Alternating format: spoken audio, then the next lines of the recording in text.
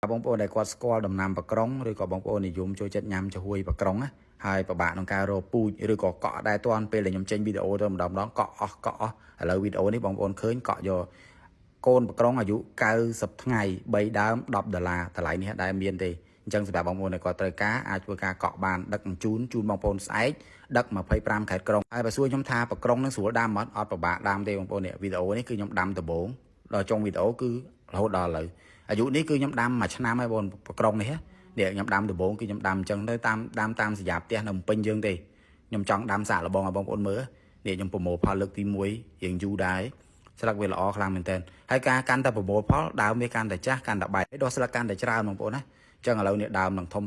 អញ្ចឹងវគ្គនេះគឺខ្ញុំប្រមូលផលលើកទី6ហើយគឺនេះបងប្អូនអ្នកមើល